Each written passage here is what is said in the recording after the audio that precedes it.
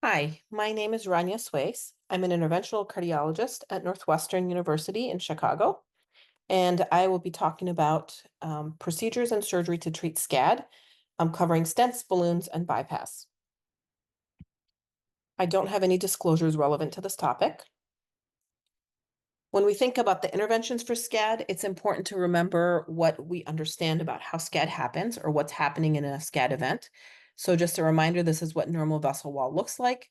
You have a hematoma or a blood collection in the vessel wall that accumulates that is in this image here mild, but it's the beginning of a SCAD event. If this hematoma or blood collection extends, it can extend significantly such that the vessel lumen or the opening here of the vessel where the blood would normally flow becomes occluded. And this might be the main reason why people present for medical care because of chest pain or changes in their EKGs.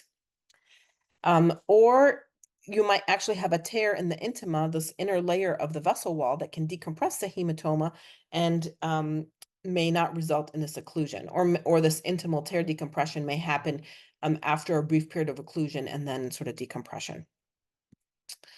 This is a view sort of from the inside of the vessel. Again, this is the inner lining or the intima of the vessel where you can see the blood normally flowing. But when there's a tear in the space where the hematoma could be, the blood can collect outside, but also this can allow a hematoma to be decompressed as well. It's important to remember the three types of SCAD events where you can see here there's multiple sort of tears and re-entry points in the vessel wall itself. On appearance in an angiogram, it's often a much more complex appearing situation, whereas in type 2 typically has an area where there's a SCAD and intramural hematoma so that the lumen is significantly narrowed, and then you can see sort of the vessel reconstitute further down. In other situations, a type 3 can be a similar situations where there's intramural hematoma, but usually this is a much more focal or shorter lesion and can often be confused with what typical atherosclerotic lesions look like. So with that in mind, to talk about the acute management of SCAD, really the goal of acute management is to restore and or preserve the coronary perfusion. I mean, in order to ultimately make sure that we preserve myocardial function as much as possible. So for the rest of this talk, I'm going to be using PCI, which is a short for percutaneous coronary intervention. So this is refers to the interventions that we perform with catheters in the cardiac catheterization lab. So really, the main goal for an interventional cardiologist is to treat a patient with SCAD in an as conservative a way as possible. The main reason for that is because PCI for SCAD is less predictable with regards to the outcomes, has higher rate of complications, and that's in compared to other catheter interventions that we do for cholesterol-related blockages, and can have some suboptimal outcomes. So I'm going to give you a little bit more examples about what this means. So with PCI, we can have some complications. Iatrogenic means related to the procedure. So we can have further dissection of the blood vessel that can lead to abrupt vessel closure. This can happen up to 3% of the time.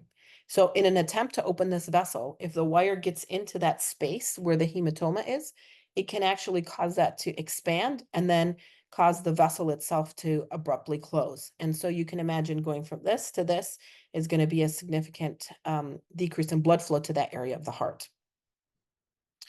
The hematoma itself can propagate, so even if it doesn't result in completely closing down the blood vessel, the hematoma that we're trying to treat with balloons and wires can extend into the vessel wall and become much of a bigger problem than it was if it was sort of more limited and just allowed to heal. Finally, when we're stenting blood vessels, we're aiming to make sure that that stent is completely touching the inside of the blood vessel wall.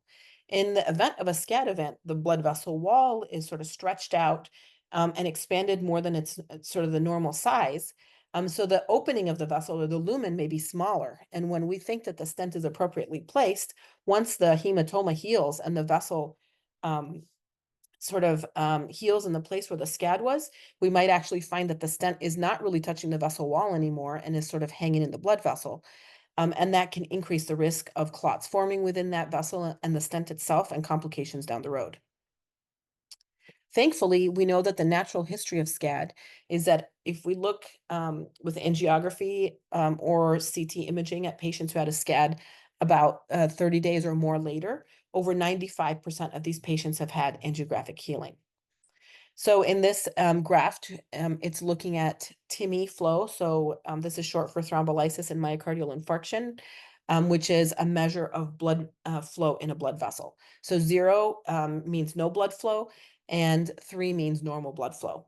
If you look at this is basically characterizing where patients started at 0, 1, 2, or 3. So regardless of where they started at the base, a baseline, when you look at follow-up, the 30-day follow-up, the vast majority of patients you see have this yellowish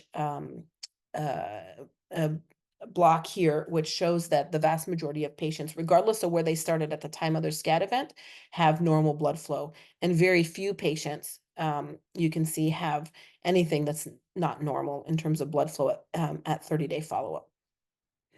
Our general thinking is to avoid vessel instrumentation as long as the diagnosis of SCAD is clear.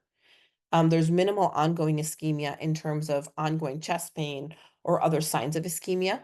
And as long as the coronary involvement is distal, or we can distal as in further down in the blood vessel, or we can see that there's preserved blood flow. There may be indications for percutaneous indications for percutaneous intervention. So this really means, in a sense, that we're kind of forced to do something to help the patient. And when this is indicated, really the goal is to do as little as possible to restore good blood flow. The indications for intervention include a proximal vessel or a left main dissection. So a very, like a big blood vessel involving a lot of muscle that's supplied by that area. If there's ongoing ischemia or chest pain, if the patient is having unstable heart rhythms that could be life-threatening, if there's progression of the occlusion after maybe conservative therapy initially, or if the patient's in cardiogenic shock. So these are the reasons why we might feel that we're forced into doing a percutaneous intervention. I want to just show you a little bit so you understand what some of these terms mean. So balloon angioplasty means taking a catheter that has a balloon on it, and by inflating that balloon, pushing some of the blood vessel out of the way so that the blood flow can be restored in the lumen of the blood vessel. So this is a catheter with the balloon. Once it's inflated, it sort of pushes some of that intramural hematoma out of the way. And then once the balloon is deflated and removed, the hope is that there's not a lot of rebound and that the opening of the blood vessel remains improved compared to where it started. Ballooning is usually used in the setting of stent procedure as well, where a catheter with a balloon may be used initially to open up the blood vessel initially, and then we bring a catheter with a balloon and a stent on the balloon, and the balloon inflation is used to open up the stent to basically stent open that blood vessel if there might be too much rebound once the balloon is removed, if just the balloon is being used. And of course, the wire and the balloon are removed, but the stent base stays behind in the blood vessel. When do we consider doing cardiac surgery? Patients with left main dissections may be a consideration for bypass surgery. Patients with extensive proximal, so the front part of the vessel dissections, or if a PCI was attempted and failed, or if the patient was just not anatomically suitable for PCI. There are small observational studies that suggest there's good survival rate in the short term, but unfortunately the long-term results are suboptimal. But if needed, if a patient's kind of in trouble or in shock, it might be a good temporizing strategy when patients aren't having a good blood flow to a part of their heart and might be in shock or in trouble otherwise. So in this, like I said, there's not a lot of studies about this, but there was this one subset analysis of 20 patients who had CABG for their initial SCAD event. And when looking at these 20 patients, one of them died during the initial hospitalization. One of them had recurrent SCAD. 6 patients required repeat revascularization, so an attempt was started, and then they needed more revascularization attempts. And then 11 of them underwent angiography over the next 3 years. And we saw that only 5 out of the 16 grafts that were performed remained patent. So this is a critical piece of information because if you put a graft to a blood vessel, if the vessel stays closed and the majority of the blood flows through the graft stays robust and providing the blood flow to that part of the vessel. However, if the blockage that was initially decreasing blood flow heals, as we expect in most SCAD events, then there's sort of competitive flow, and the flow goes down the vessel more easily in the normal way than it does through the graft. And so what that causes is long-term graft closure. So it may be that the surgery was really necessary to help save the patient's life in the short term, but when we do angiography over the long term afterwards, we find that these grafts are not open. And so that's what I mean by surgical results remain suboptimal over the long term. So this is a good schematic to almost close out this talk, to just kind of review how we think about SCAD management. So patient has a SCAD event, we look at the clinical features, and if they're high-risk features, we look at the patient and see if we can do a PCI or CABG. If it's a left main situation, then CABG might be the consideration, or PCI if we don't have access to emergency CABG, if the patient's in shock, or if it's like really technically feasible and we think we can get a good result. If it's not left main and the patient has high-risk features, then we might consider PCI. However, if the patient does not have high-risk clinical features, then we really would prefer a conservative strategy. So if we've gone down the conservative therapy route because the patient does not have high-risk clinical features, if they have high-risk anatomy, so left main or proximal LAD, we might consider a repeat angiogram to confirm that this is healed.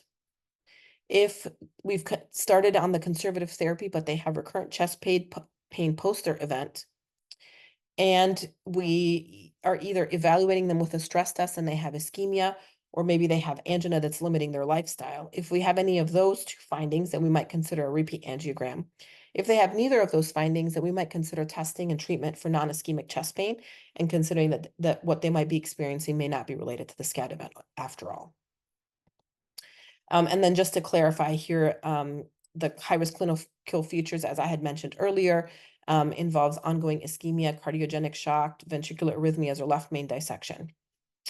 And then as a reminder, the conservative therapy, which I'm really not otherwise covering in this talk, involves aspirin, definitely the beta blockers, and then some other of the medical therapy that we use for patients with myocardial infarctions. So in conclusion, thankfully, most SCAD events do not require intervention, and we are able to treat them conservatively.